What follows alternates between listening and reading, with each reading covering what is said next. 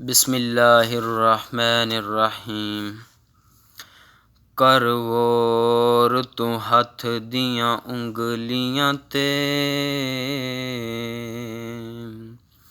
ایک دوجی وچ فرق ضرور ہے۔ کر غور تو ہاتھ دیاں انگلیاں تے، ایک دوجی وچ فرق ضرور ہے۔ اسی طرح عابد وسدی دنیا وچ، اسی طرح عظیم وسدیاں دنیا وچ فرق ضرور ہے۔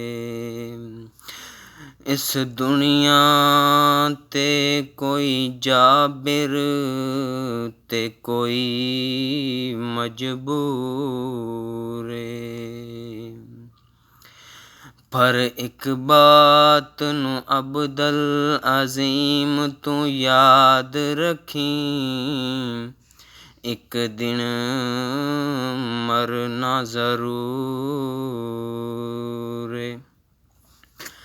میرے بھائیوں، اللہ رب العزت کا احسان اور فضل ہے کہ اللہ رب العزت نے ہمیں مسلمان اہل اسلام اور آپ صلی اللہ تعالیٰ علیہ وسلم کی امت میں پیدا کیا۔ میرے بھائیوں، یہ کلمہ طیبہ اللہ رب العزت کی طرف سے ایک انمول تحفہ ہے، ایک نعمت ہے۔ میرے بھائیوں، جو لوگ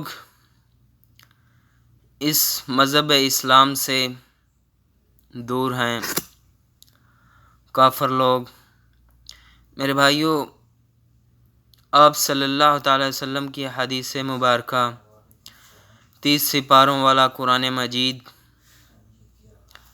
لا ریب اور بے عیب کتاب پڑھ کے دیکھیں آپ۔ جو آخرت کی زندگی ہے میرے بھائیوں، فرمایا کہ وہ زندگی ایسی زندگی ہے کہ اس کا کوئی انت نہیں ہے۔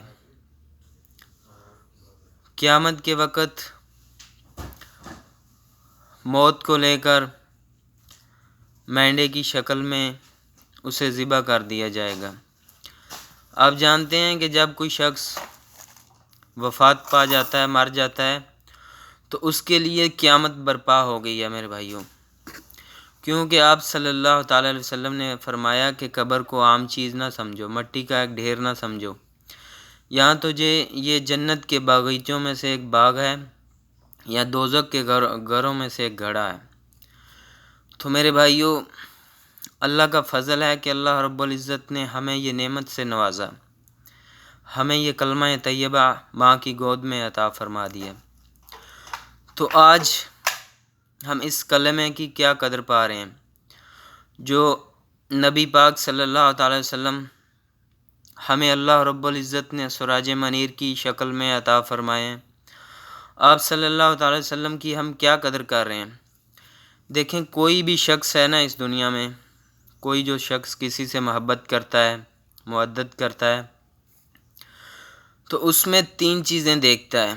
سب سے پہلے اس کی شکل دیکھ کے اس سے محبت کی جاتی ہے، دوسرے نمبر پہ اس کی سیرت، اور تیسرے نمبر پہ اس کا عہدہ۔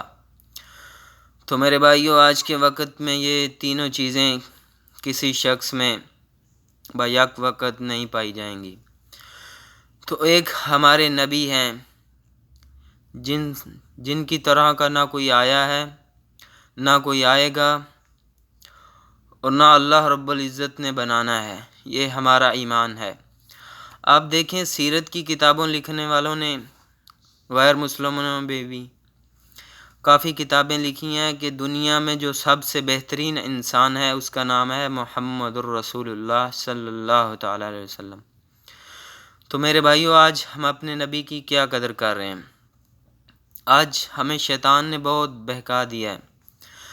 تو آپ صلی اللہ تعالی وسلم سے جیسے ہم ان کی ذات سے محبت کرتے ہیں ویسے ہی ان کی بات سے محبت کریں گے تو پھر ہم کامیاب انسان ہو سکیں گے انشاءاللہ، اللہ کی رحمت کے امیدگار پھر ہوں گے، کیونکہ اللہ رب العزت نے قرآن پاک میں کئی ایک مقام پہ فرمایا نا کہ اطیعوا اللہ و اطیعوا الرسول، ہدایت والا وہ ہے، کامیاب وہ ہے جو رسول کے اطاعت کرتا ہے اور اللہ کی اطاعت کرتا ہے۔ ایک جگہ پہ فرمایا کہ رسول کی اطاعت ہی اللہ کی اطاعت ہے۔